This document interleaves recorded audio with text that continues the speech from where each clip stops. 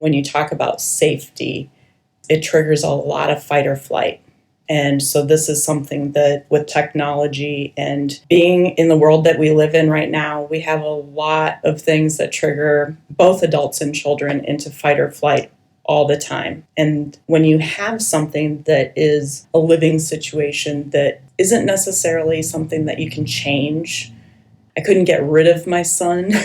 We could grow and expand and learn things, but there was a lot of physical aggression that I personally hadn't had to deal with since I was very little. And it's very triggering. And when it's your child, it just can really make your brain, you're worried about somebody.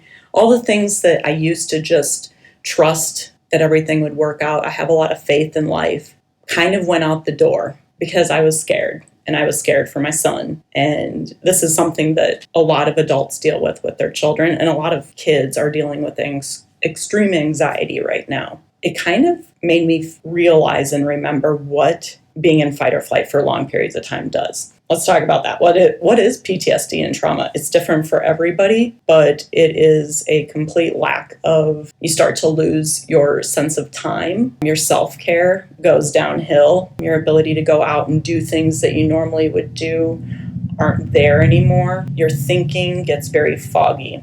By the time my son was really aggressive, I had already been doing yoga, meditation, massage for a long time. And so I was very, very far away from like the nitty gritty abusive stuff. And I was in love and light and sharing the love with everybody. So this was very much a knockdown of where I was at. The interesting thing was it made me realize how people that don't understand depression, they might not realize this, but what a chronic cycle of anxiety does to people is it makes them not able to access a lot of the wisdom that they have learned in their life or hear other people's wisdom. You literally almost can't access it. I had it all there. I had books and books and books, and I was teaching these things to other people, and yet I literally couldn't tap into it because I was just exhausted and I was in a loop. So that is really where I've come from on a second round of trying to get elevated from where I was at. And then as an adult, have to re-experience all of these things and push to a second level of really having to work through some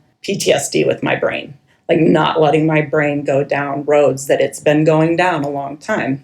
So the awareness aspect was probably the first part. The awareness that my brain was dysfunctional, that my brain was no longer capable of accessing the wisdom that I knew was there. I'm really good at listening to my brain. I always have been. I call it accessing the ethers. I can sit down and just kind of start spacing out.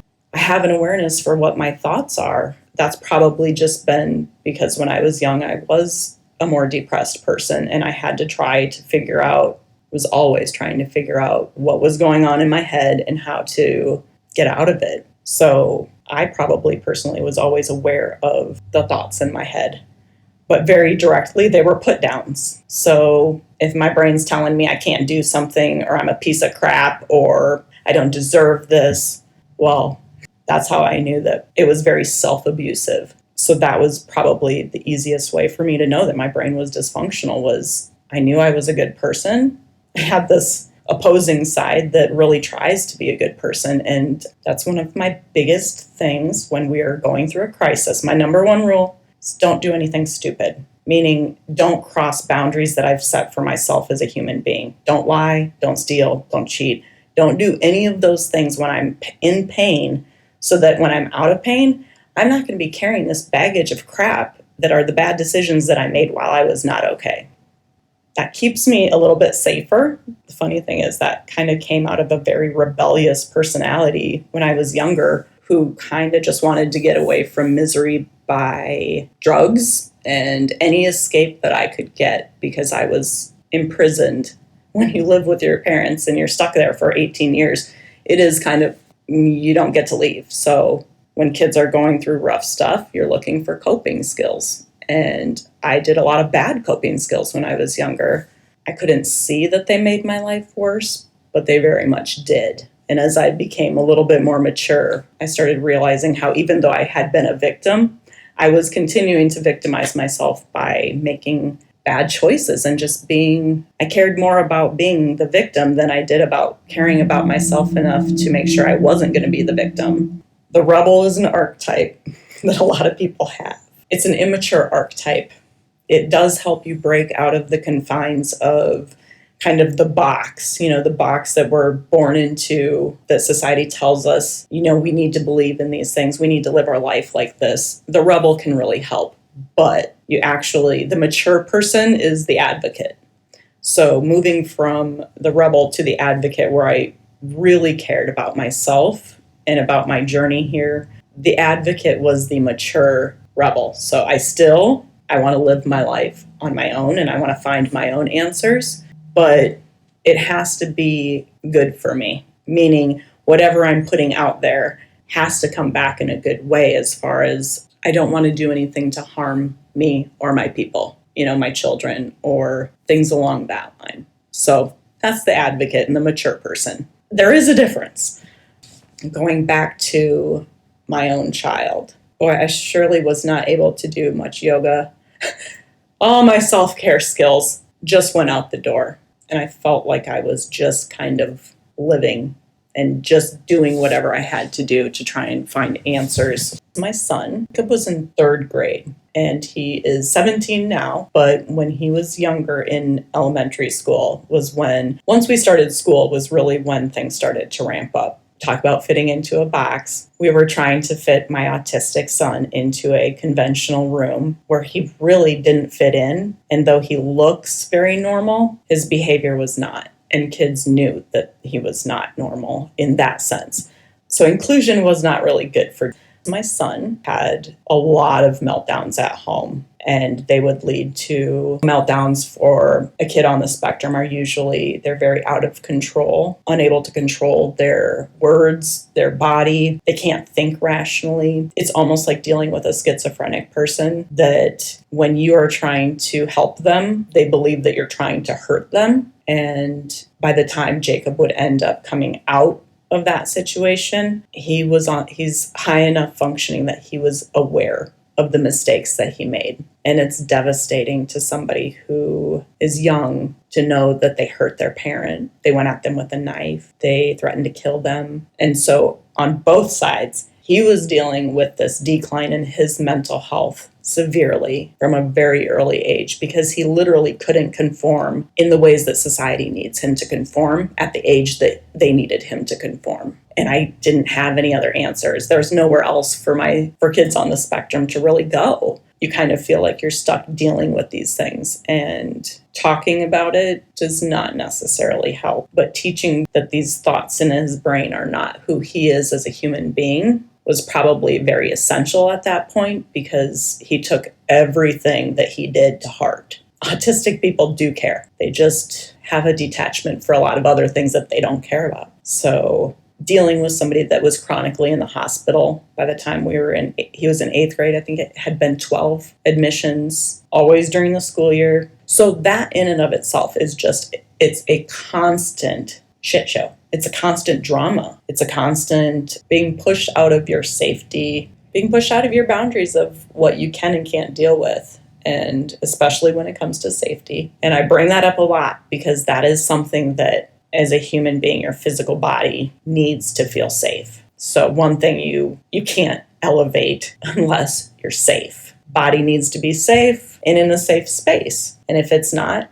what are you not sacrificing for that safety? That was a big journey for myself as a mom and as a wife. What didn't work was a lot of counseling. A lot of talking about the problem never worked. In fact, it was very disengaging for everybody. Being flexible-minded worked. So a lot of adults will tell you that a good parent means that you need to be consistent with your kids, and that if you tell them to do something and they don't do it, that you follow through and you follow through and you give consequences. But a lot of people have challenges that are not easy for them to do the things that we're asking for. So anxiety for a kid on the spectrum creates this inflexible thinking. And once you try to hit that barrier of inflexible thinking, and you've triggered them to a certain point where they can't think anymore, you can't force somebody to comply with you. And when you try to force somebody to comply with you, escalation happens.